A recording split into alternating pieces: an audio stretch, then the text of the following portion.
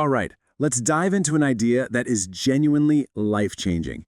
We're going to talk about how the smallest, most insignificant seeming habits can actually lead to the biggest transformations imaginable. This is a story that starts with just one super simple choice.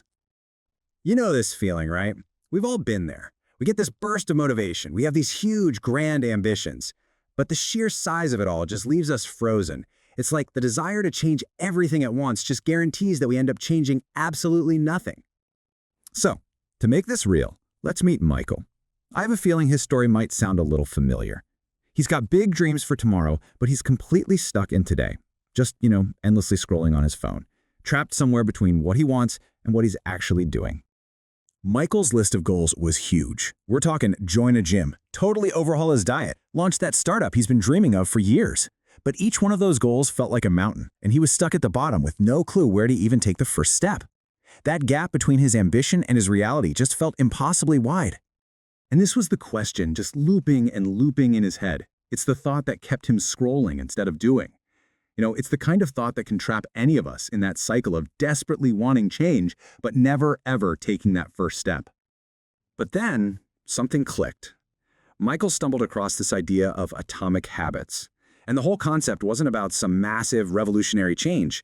No, it was all about these tiny, almost invisible actions that, when you do them over and over, they compound into something absolutely incredible. The whole secret was just to start small, ridiculously small. And how small are we talking? This small. 5 minutes. Seriously, that's it. Not some hardcore hour-long gym session, not a complete diet transformation. He just committed to 5 minutes of stretching every single morning. It was an action so small, so laughably easy, that his brain couldn't even come up with an excuse to say no. And you know what happened? That tiny little start, it began to grow. Those 5 minutes of stretching pretty soon turned into 10. And once his body was up and moving, he started thinking, hey, why not read for a few minutes? It's just like money in a high-interest savings account. His good habits started compounding on top of each other. After about a month, Michael had this huge realization, a real light bulb moment. The magic wasn't in some heroic, super intense workout that he did once. No way. The real power was in just showing up every single day, no matter how small the action was. In fact, he came up with a golden rule for himself. A family wedding came up and it completely wrecked his routine. The old Michael, he would have quit for sure, said, I'll start again next week. But the new Michael, he still found time for his tiny 2-minute habit. Because he learned that missing one day is an accident, it happens. But missing 2 days, that's the beginning of a new, unwanted habit. So the rule became never miss twice. But this whole journey for Michael went way deeper than just doing new things. He was about to discover a huge mindset shift, maybe the most important one of all. He realized he had to stop focusing on what he wanted to achieve and start focusing on who he wanted to become. So the real test came when he got some really harsh feedback from a client. Instead of spiraling, he stopped and asked himself a different kind of question. How would a responsible entrepreneur deal with this? See the shift? He went from an outcome, I want to launch a startup, to an identity, I am an entrepreneur. And that changes everything. Your actions naturally start to line up with the person you believe you are. And to really bake in this new identity, he started asking himself this powerful question every single night in his journal. This wasn't about a to-do list. It was about collecting evidence day by day, proving to himself that he was actually becoming the person he set out to be. Okay, so that identity shift is huge, right?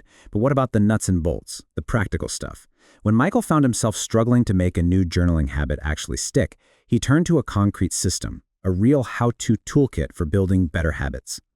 And it all boils down to this simple 4-step loop that runs all of our behaviors. First, there's a cue, or a trigger. That leads to a craving, the motivation, which leads to the response, the actual action. And finally, the reward, which tells your brain, hey, let's do that again. It's a simple formula, but it is incredibly powerful. So let's look at exactly how he used this for his journaling habit. For the cue, he made it obvious. He put the notebook right on his desk and tied it to his morning tea. To create a craving, he made it attractive, adding a little fun doodle each time. For the response, he made it super easy, just a 2-minute game. And the reward, he made it satisfying with a simple star sticker on his calendar. He literally engineered this habit to succeed. And what's so cool is you can just flip this whole thing on its head to break bad habits. To stop that mindless scrolling, he made the cue invisible by burying the apps. He made the craving unattractive by turning his phone to grayscale. Trust me, it works. He made the response difficult by logging out after every use. He basically reverse engineered the bad habit right out of his daily life. Now, the ultimate payoff for all this wasn't just launching a successful startup. It was this moment. After he was introduced as an entrepreneur at an event, he went home and wrote this in his diary.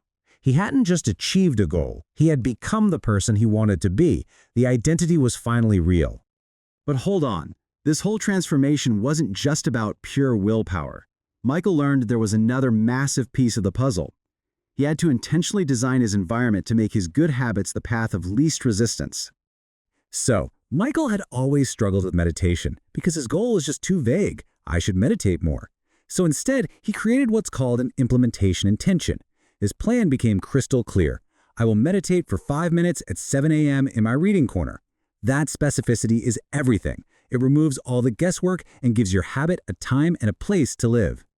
He also used this brilliant technique called habit stacking. It's where you anchor a new habit you want to build onto a routine that's already completely automatic. For example, after I brush my teeth, I will write one line of gratitude. The old habit, brushing your teeth, becomes the automatic trigger for the new one. It's so simple and so effective. The core idea here is to make your good habits obvious, attractive, and easy.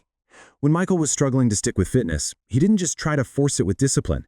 He made it attractive by creating a temptation bundle. He decided he was only allowed to listen to his absolute favorite podcast while he was working out. All of a sudden, the workout became a reward, not a chore. And he really took designing his environment seriously. He gave every single space in his small apartment one specific purpose. His reading corner was just for reading. His desk was just for deep work. The bed was just for sleeping. When you do this, your environmental cues become incredibly powerful. The moment he sat at his desk, his brain knew, okay, it's time to focus. No questions asked. So when you boil it all down, what's the big takeaway from Michael's story?